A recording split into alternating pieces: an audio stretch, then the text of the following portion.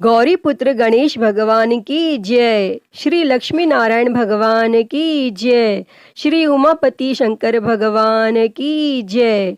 बृहस्पति देव की जय। प्रिय भक्तजनों, आज हम इस वीडियो में बृहस्पतिवार की व्रत कथा सुनेंगे। बृहस्पतिवार व्रत को करने से मन की इच्छाएं पूरी होती हैं और बृहस्पति महाराज प्रसन्न होते हैं तथा धन, पुत्र, विद्या और मनवांछित फलों की प्राप्ति होती है। परिवार को सुख शांति मिलती है। इसीलिए यह व्रत सर्वश्रेष्ठ और अति फलदायक सभी स्त्री और पुरुषों के लिए है। इस व्रत में केले का पूजन करना चाहिए। कथा और पूजन के समय तन, मन, क्रम, वचन से शुद्ध होकर जो इच्छा हो बृहस्पति देव की प्रार्थना करनी चाहिए और उनकी इच्छाओं को बृहस्पति देव अवश्य पूर्ण करते हैं, ऐसा मन में दृढ़ विश्वास रखना चाहिए। तो भक्तजनों, आइए अब सुनते हैं बृहस्पतिवार की व्रत कथा। तो आप सभी भक्तजन बड़ी ही श्रद्धा, ध्यान पूर्वक और प्रसन्न चित्त मन से इस कथा को सुनिए। तो सभी प्रेम से बोलिए श्री लक्ष्मी नारायण भगवान की जय। बृहस्पति देव की जय। सर्व देवी देवता की जय। भारतवर्ष में एक राजा राज्य करता था। वह बड़ा प्रतापी और दानी था। वह नित्य गरीबों और ब्राह्मणों की सहायता करता था, लेकिन यह बात उसकी रानी को अच्छी नहीं लगती थी। वह ना ही गरीबों को दान देती और ना ही भगवान का पूजन करती थी और राजा को भी दान देने से मना किया करती थी। एक दिन राजा शिकार खेलने वन को गए हुए थे तो रानी महल में अकेली थी। उसी समय बृहस्पति देव साधु वेश में राजा के महल में भिक्षा के लिए गए और भिक्षा मांगी। तब रानी ने भिक्षा देने से इनकार किया और कहा, हे साधु महाराज, मैं तो दान पुण्य से तंग आ गई हूँ। मेरा पति सारा धन लुटाता रहता है। मेरी इच्छा है कि हमारा धन नष्ट हो जाए, फिर न रहेगा बांस, न बजेगी बांसुरी। तब साधु ने कहा, देवी, तुम तो बड़ी अजीब हो। धन, संतान तो सभी चाहते हैं, पुत्र और लक्ष्मी तो पापी के घर भी होनी चाहिए। यदि तुम्हारे पास अधिक धन है तो भूखों को भोजन दो, प्यासों के लिए प्याऊ बनवाओ, मुसाफिरों के लिए धर्मशालाएं खुलवाओ और निर्धन अपनी कुंवारी कन्याओं का विवाह नहीं कर सकते, उनका विवाह करा दो। ऐसे कई और काम हैं जिनको करने से तुम्हारा यश लोक परलोक में फैलेगा। परंतु रानी पर उपदेश का कोई प्रभाव न पड़ा। वह बोली, महाराज, आप मुझे कुछ न समझाएं। मैं ऐसा धन नहीं चाहती जो हर जगह बांटती फिरूं। तब साधु ने उत्तर दिया, यदि तुम्हारी ऐसी इच्छा है तो तथास्तु। तुम ऐसा करना कि बृहस्पतिवार को घर लीप कर पीली मिट्टी से अपना सिर धोकर स्नान करना, भट्टी चढ़ाकर कपड़े धोना। ऐसा करने से आपका सारा धन नष्ट हो जाएगा। और इतना कहकर वह साधु महाराज वहां से आलोप हो गए। तब साधु के अनुसार कही बातों को पूरा करते हुए रानी को केवल 3 बृहस्पतिवार ही बीते थे कि उसकी समस्त धन संपत्ति नष्ट हो गई और भोजन के लिए राजा का परिवार तरसने लगा। तब एक दिन राजा ने रानी से बोला कि हे रानी, तुम यहीं रहो, मैं दूसरे देश को जाता हूँ, क्योंकि यहाँ पर सभी लोग मुझे जानते हैं, इसीलिए मैं कोई छोटा कार्य नहीं कर सकता। तब ऐसा कहकर राजा परदेश चला गया और वहाँ वह जंगल से लकड़ी काटकर लाता और शहर में बेचता और इस तरह वह अपना जीवन व्यतीत करने लगा। इधर राजा के परदेश जाते ही रानी और दासी दुखी रहने लगे। एक बार जब रानी और दासी को 7 दिन तक बिना भोजन के रहना पड़ा तो रानी ने अपनी दासी से कहा, हे दासी, पास ही के नगर में मेरी बहन रहती है, वह बड़ी धनवान है, तू उसके पास जा और कुछ ले आ ताकि थोड़ी बहुत गुजर बसर हो जाए। तब दासी रानी की बहन के पास गई और उस दिन गुरुवार था और रानी की बहन उस समय बृहस्पतिवार व्रत की कथा सुन रही थी। तब दासी ने रानी की बहन को अपनी रानी का संदेश दिया, लेकिन रानी की बड़ी बहन ने कोई उत्तर नहीं दिया।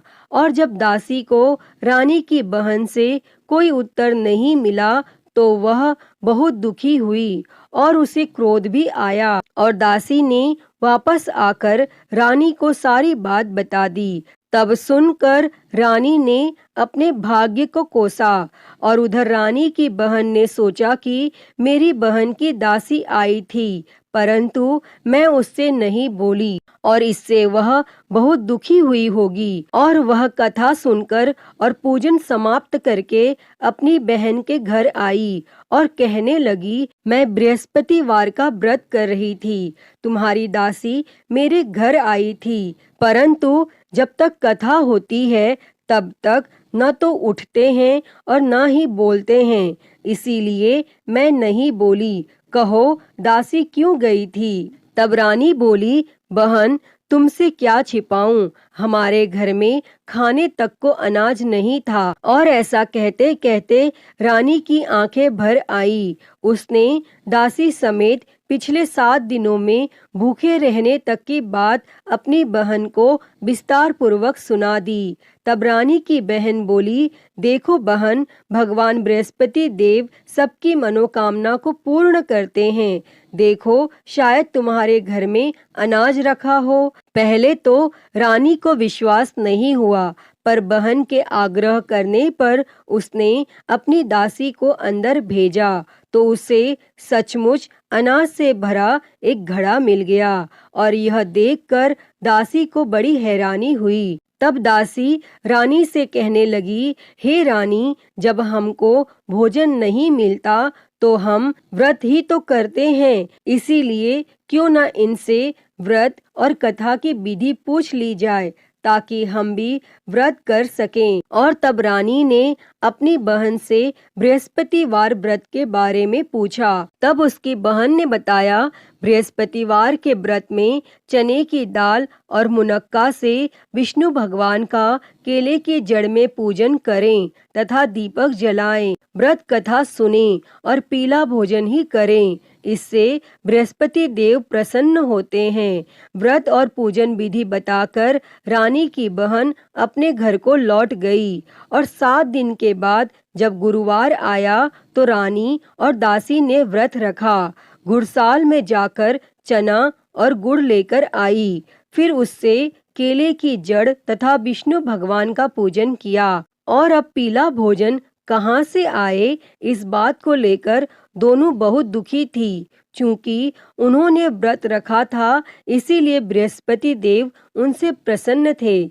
इसीलिए वे एक साधारण व्यक्ति का रूप धारण कर 2 थालों में सुंदर पीला भोजन दासी को दे गए। और तब भोजन पाकर दासी प्रसन्न हुई और फिर रानी के साथ मिलकर भोजन ग्रहण किया और उसके बाद वे सभी गुरुवार को व्रत और पूजन करने लगी। बृहस्पति भगवान की कृपा से उनके पास फिर से धन संपत्ति आ गई, परंतु रानी फिर से पहले की तरह आलस्य करने लगी। तब दासी बोली, देखो रानी, तुम पहले भी इस प्रकार आलस्य करती थी, तुम्हें धन रखने में कष्ट होता था और इस कारण सब धन नष्ट हो गया।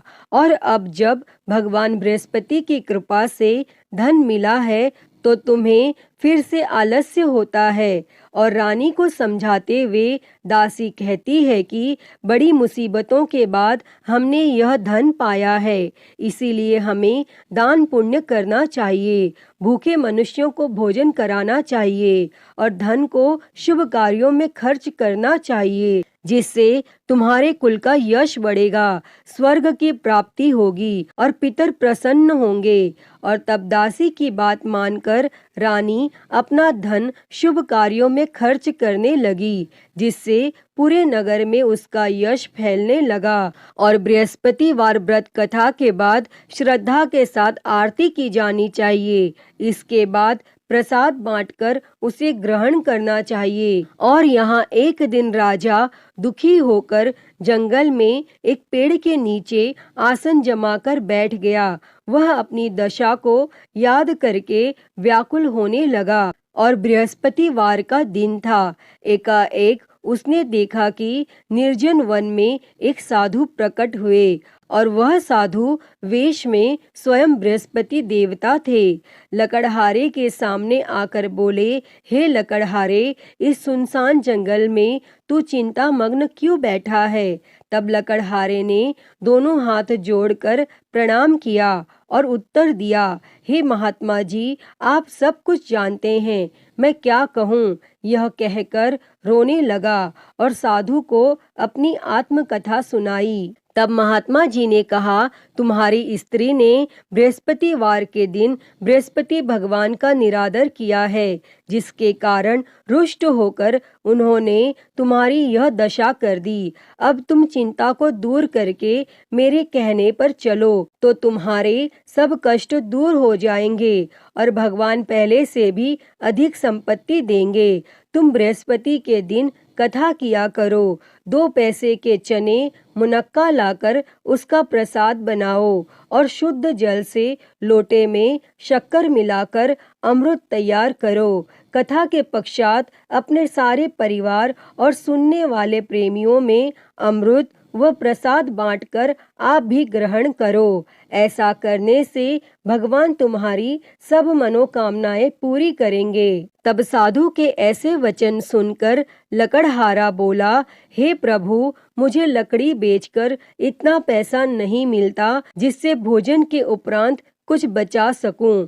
मैंने रात्रि में अपनी स्त्री को व्याकुल देखा है। मेरे पास कुछ भी नहीं जिससे मैं उसकी खबर मंगा सकूं। तब साधु ने कहा, हे लकड़हारे, तुम किसी बात की चिंता मत करो। बृहस्पति के दिन तुम रोजाना की तरह लकड़ियां लेकर शहर को जाओ। तुमको रोज से दुगना धन प्राप्त होगा, जिससे तुम भली भांति भोजन कर लोगे तथा बृहस्पति देव की पूजा का सामान भी आ जाएगा। और इतना कहकर साधु अंतर ध्यान हो गए और धीरे धीरे समय व्यतीत होने पर फिर वही बृहस्पतिवार का दिन आया और लकड़हारा जंगल से लकड़ी काटकर किसी शहर में बेचने गया। उसे उस दिन और दिन से अधिक पैसा मिला।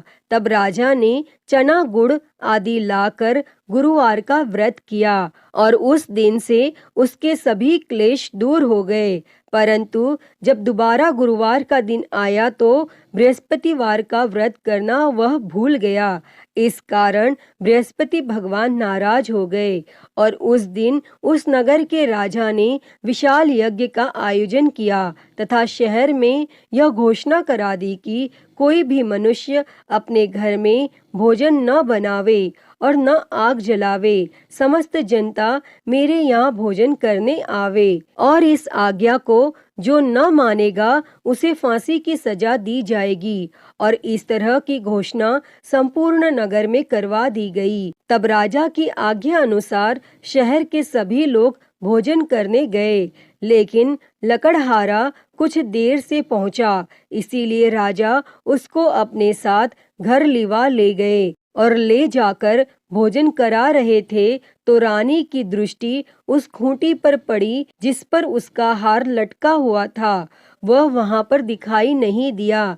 तब रानी ने निश्चय किया कि मेरा हार इस मनुष्य ने चुरा लिया है और उसी समय सिपाहियों को बुलाकर उसको कारागार में डलवा दिया।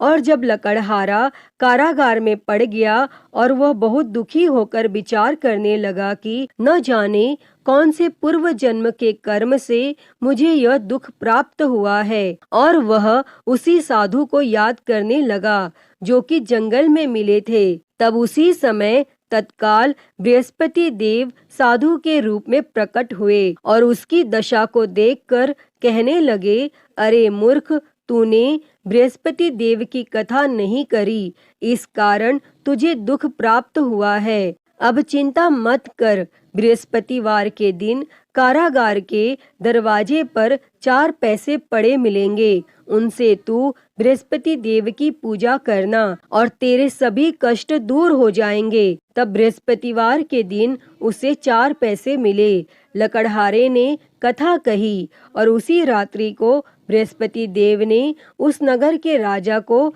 स्वप्न में कहा, हे राजा, तुमने जिस आदमी को कारागार में बंद कर दिया है वह निर्दोष है, वह राजा है, उसे छोड़ देना। और रानी का हार उसी खूंटी पर लटका है। अगर तू ऐसा नहीं करेगा तो मैं तेरे राज्य को नष्ट कर दूंगा। और इस तरह रात्रि के स्वप्न को देखकर राजा प्रातः काल उठा और खूंटी पर हार देखकर लकड़हारे को बुलाकर क्षमा मांगी तथा लकड़हारे को योग्य सुंदर वस्त्र आभूषण देकर विदा कर दिया। और बृहस्पति देव की आज्ञा के अनुसार लकड़हारा अपने नगर को चल दिया। और जब राजा अपने नगर के निकट पहुंचा तो उसे बड़ा आश्चर्य हुआ। नगर में पहले से अधिक बाग, तालाब, कुएं तथा बहुत सी धर्मशाला, मंदिर आदि बन गई हैं। तब राजा ने पूछा, यह किसका बाग और धर्मशाला है? तब नगर के सब लोग कहने लगे, यह सब रानी और बांदी के हैं। तो राजा को आश्चर्य हुआ और गुस्सा भी आया। और जब रानी ने यह खबर सुनी कि राजा आ रहे हैं तो रानी ने बांदी से कहा कि हे दासी, देख राजा हमको कितनी बुरी हालत में छोड़ गए थे और हमारी ऐसी हालत देखकर वह लौट न जाए, इसीलिए तू दरवाजे पर खड़ी हो जा। तब आज्ञा अनुसार दासी दरवाजे पर खड़ी हो गई और राजा आए तो उन्हें अपने साथ लिवा लाई। तब राजा ने क्रोध करके अपनी रानी से पूछा कि यह धन तुम्हें कैसे प्राप्त हुआ है? तब रानी ने कहा, हमें यह सब धन बृहस्पति देव के इस व्रत के प्रभाव से प्राप्त हुआ है। और फिर राजा ने निश्चय किया कि 7 रोज बाद तो सभी बृहस्पति देव का पूजन करते हैं, परंतु मैं प्रतिदिन दिन में 3 बार कहानी तथा रोज व्रत किया करूँगा। और अब हर समय राजा के दुपट्टे में चने की दाल बंधी रहती तथा दिन में 3 बार कहानी कहता। और एक रोज राजा ने विचार किया कि चलो अपनी बहन के यहाँ हो आवे। इस तरह निश्चय कर राजा घोड़े पर सवार हो अपनी बहन के यहाँ को चलने गया। मार्ग में उसने देखा कि कुछ आदमी एक मुर्दे को लिए जा रहे हैं। उन्हें रोककर राजा ने कहा, अरे भाइयों, मेरी बृहस्पति देव की कथा सुन लो। और वे बोले, लो, हमारा तो आदमी मर गया है, इसको अपनी कथा की पड़ी है। परंतु कुछ आदमी बोले, अच्छा कहो, हम तुम्हारी कथा भी सुनेंगे। तब राजा ने दाल निकाली और जब कथा आधी हुई थी कि मुर्दा हिलने लग गया। और जब कथा समाप्त हो गई तो राम राम करके मनुष्य उठकर खड़ा हो गया। और आगे मार्ग में उसे एक किसान खेत में हल चलाता मिला। तब राजा ने उसे देखकर उससे बोले, अरे भैया, तुम मेरी बृहस्पतिवार की कथा सुन लो। तब किसान बोला, जब तक मैं तेरी कथा सुनूंगा तब तक 4 हरिया जोत लूंगा। जा अपनी कथा किसी और को सुना। इस तरह राजा आगे चलने लगा और राजा के हटते ही बैल पछाड़ खाकर गिर गया तथा किसान के पेट में बड़ी जोर का दर्द होने लगा। और उस समय उसकी माँ रोटी लेकर आई। उसने जब यह देखा तो अपने पुत्र से सब हाल पूछा। तब बेटे ने सभी हाल कह दिया। तो बुढ़िया दौड़ी दौड़ी उस घुड़सवार के पास गई और उससे बोली कि मैं तेरी कथा सुनूंगी, तू अपनी कथा मेरे खेत पर चलकर ही कहना। तब राजा ने बुढ़िया के खेत पर जाकर कथा कही और जिसके सुनते ही वह बैल उठ खड़ा हुआ तथा किसान के पेट का दर्द भी बंद हो गया। और राजा अपनी बहन के घर पहुंचा और बहन ने भाई की खूब मेहमानी की। दूसरे रोज प्रातः काल राजा जगा तो वह देखने लगा कि सब लोग भोजन कर रहे हैं। तब राजा ने अपनी बहन से कहा, ऐसा कोई मनुष्य है जिसने भोजन नहीं किया हो, मेरी बृहस्पतिवार की कथा सुन ले। तब बहन बोली, हे भैया, यह देश ऐसा ही है कि पहले यहाँ लोग भोजन करते हैं, बाद में अन्य काम करते हैं। अगर कोई पड़ोस में हो तो देख आऊं। और वह ऐसा कहकर देखने चली गई, परंतु उसे कोई ऐसा व्यक्ति नहीं मिला जिसने भोजन न किया हो। अतः वह एक कुम्हार के घर गई जिसका लड़का बीमार था। उसे मालूम हुआ कि उनके यहाँ 3 रोज से किसी ने भोजन नहीं किया है। तब रानी ने अपने भाई की कथा सुनने के लिए कुम्हार से कहा और वह तैयार हो गया। तब राजा ने जाकर बृहस्पतिवार की कथा कही, जिसको सुनकर उसका लड़का ठीक हो गया और अब तो राजा की प्रशंसा होने लगी। फिर एक रोज राजा ने अपनी बहन से कहा कि हे बहन, हम अपने घर को जाएंगे, तुम भी तैयार हो जाओ।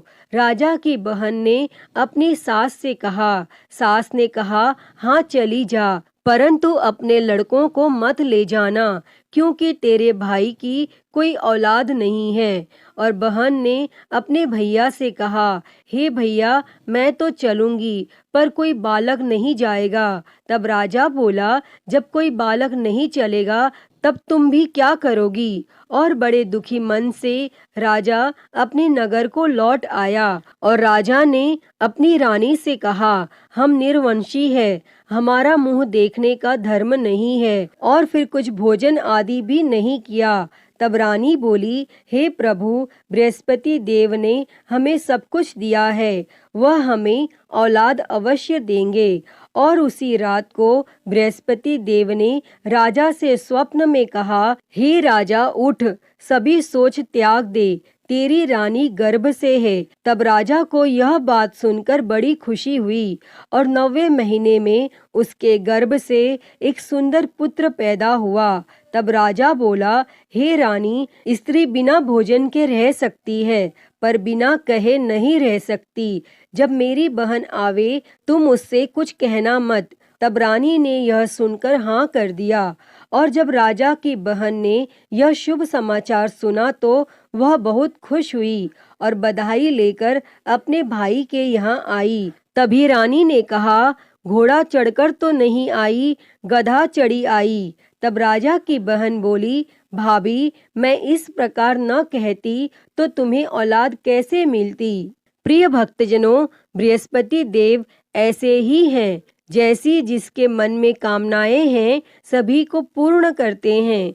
जो सद्भावना पूर्वक बृहस्पतिवार का व्रत करता है एवं कथा पढ़ता है अथवा सुनता है, दूसरों को सुनाता है, बृहस्पति देव उसकी सभी मनोकामना पूर्ण करते हैं। जैसी सच्ची भावना से रानी और राजा ने उनकी कथा का गुणगान किया तो उनकी सभी इच्छाएं बृहस्पति देव जी ने पूर्ण की थीं। अतः हे बृहस्पति देव जी, जैसी कृपा आपने राजा और रानी पर की, वैसी ही कृपा इस कथा को कहते, सुनते और हुंकारा भरते सभी पर करना। तो सभी प्रेम से बोलिए, बृहस्पति देव की जय, श्री लक्ष्मी नारायण भगवान की जय। प्रिय भक्तजनों, तो मैं उम्मीद करती हूँ कि आपको आज की ये कथा पसंद आई होगी। और अगर वीडियो अच्छी लगी हो तो इसे लाइक करें, ज़्यादा से ज़्यादा शेयर करें और कमेंट बॉक्स में बृहस्पति देव जी की जय लिखना ना भूलें। और महाकाल भक्ति ज्ञान चैनल को सब्सक्राइब कर नोटिफिकेशन बेल को ज़रूर ऑन कर लें। हर हर महादेव। धन्यवाद।